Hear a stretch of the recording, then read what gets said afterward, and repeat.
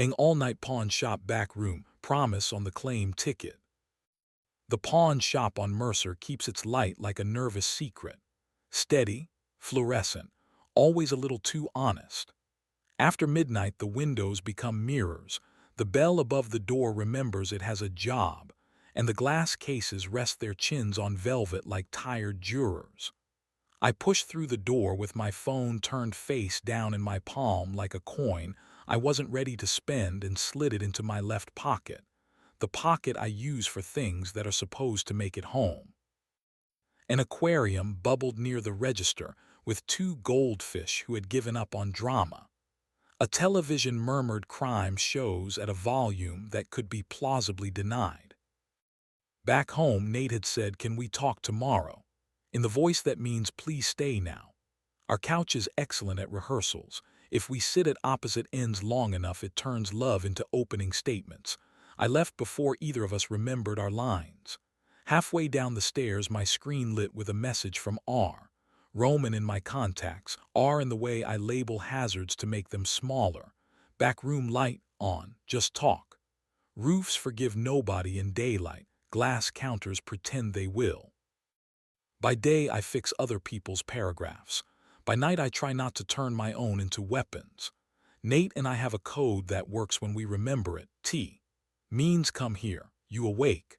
Means I'm scared. Tomorrow means not yet, but don't go far.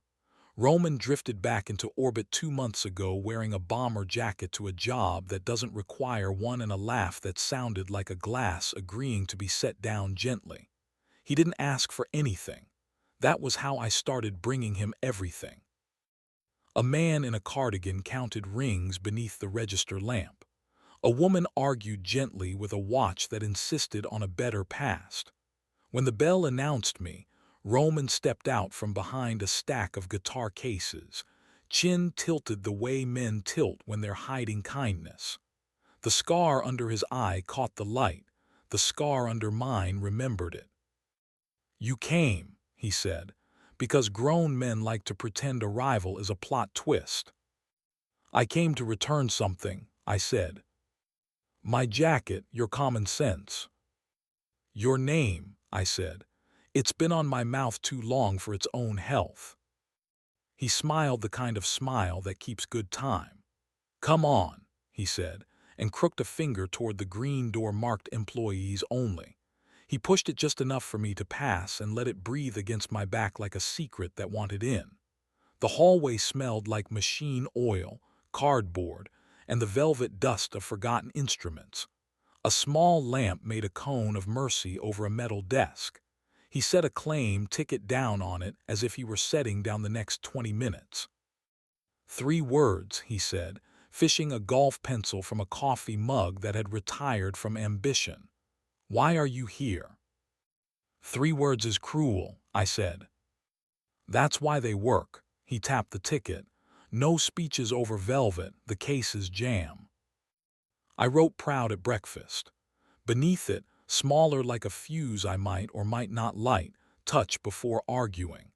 He read the graphite as if it had tone and set the ticket against a paperweight shaped like an unlucky die.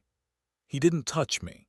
His hand hovered near my lapel the way a match hovers near its training, then fell politely to his side as if the security camera were grading us. "Does he know?" Roman asked. He didn't weaponize the pronoun. He knows the difference between precision and cruelty. "He knows the apartment is quiet," I said, "and the old air compressor down the hall sighed the way patience does when it's not a strength." Roman's fingers drummed the desk, the rhythm of someone who keeps other people's time for a living. "You always liked this place," he said. "Stories behave when they turn into objects." "Objects behave when their receipts are legible," I said. "People don't come with drawers." He laughed, small and honest. The sound did something inside my ribs I wasn't prepared to report. He stepped into my weather, heat arriving before hands do when men are trying to be better than their appetites. "Tell me no," he said quietly, and for a second accuracy felt like an easy door. I didn't. I met him in the inch that rewrites evenings. His mouth tasted like mint, and a plan he didn't intend to apologize for. When his hand found the back of my neck, his grip remembered humane limits. My body answered like a courtroom that wants a witness anyway. He made the sound men make when a small country surrenders and calls it diplomacy. I made the one I've judged in myself and trusted in him anyway. We didn't rush. Velvet doesn't reward speed. His mouth found the hinge of my jaw. Mine found the seam under his ear where regret loses vocabulary.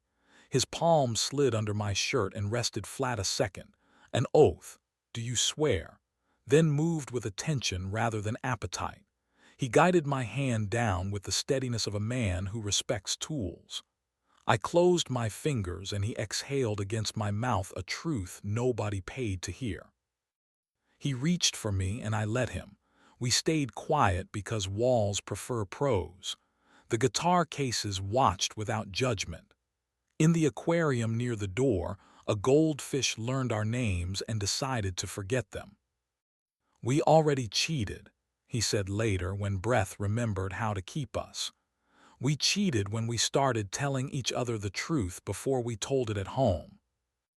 I know, I said, and the word stopped pretending not to have teeth. He picked up the claim ticket and slid it into my left pocket with ceremonial slowness. His thumb traced my wrist once and chose not to keep what he could have stolen. He stepped back the moral inch that passes inspection. I booked a room, he said, not triumphant. Weather report, not prophecy. Refundable.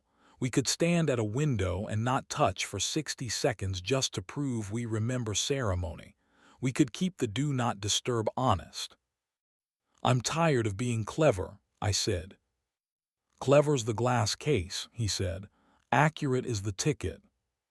He leaned a hip against the desk and with both hands opened a velvet-lined case.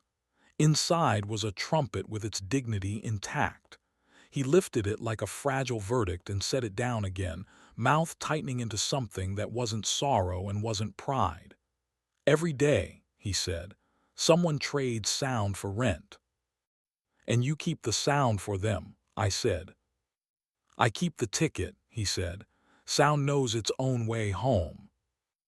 The shop bell rang on the other side of the wall, a public sound too far away to save us. Roman took a small magnet from a drawer, a novelty shaped like a pawn ticket, ridiculous and perfect, and pressed it into my palm. For your fridge, he said. Cold helps letters behave. You want me to go home, I said. I want you to want to, he said, and it was the kindest cruelty I'd heard all year. He kissed me again, brief, exact, something a ledger could keep without lying to itself. Then he walked me to the green door and let it rest against my shoulder in a way that didn't feel like goodbye, only like accuracy. The glass case world remembered how to pretend. The cardigan man finished counting rings. The watch negotiated another hour from its owner and looked pleased with the deal. The crosswalk outside gave me time. I took it. The apartment was waiting with its square of kitchen light and the fridge's patient hum. Nate sat on the floor with his back against the door, sleeves pushed to his elbows, one ankle crossed over the other, the posture manuals use when they draw people who are about to fix things. He didn't ask where I'd been. He turned his head toward the place beside him. I sat there like a man who had failed differently enough to count. Do you want to be asked? He said, voice steady, not performing mercy, offering it. Please, I said, because prompts are scaffolding when you've been building without permits. Are you lonely? Some nights, I said. Not here, not when you ask first, not when the kettle outruns the reasons. I took his wrist and placed his hand on my forearm the way he does when he needs to make sure I'm not inventing weather. His thumb traced once and believed me. I feel useful, he said. I want to be wanted before I'm useful. Tonight's procedure, I said. Touch first, argue second, report later. The kettle clicked like a stamp in a country that still believes in mail. He stood and poured water over mint. We named it dinner because names are cheaper than regret. I pinned the claim ticket beneath the pawn ticket magnet so that Proud at Breakfast faced the room.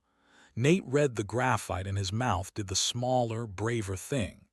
He took the dry erase marker from the cup by the fridge and wrote beneath the magnet, "Tomorrow, keep the torque." He did not grin. He nodded, like a man assembling a morning from honest screws. We made a rule that isn't noble. When prosecution tries to wear a bathrobe, one of us says pawn shop and the other puts the kettle on while the first puts his hands where history can find them. 5 words when 5 are enough.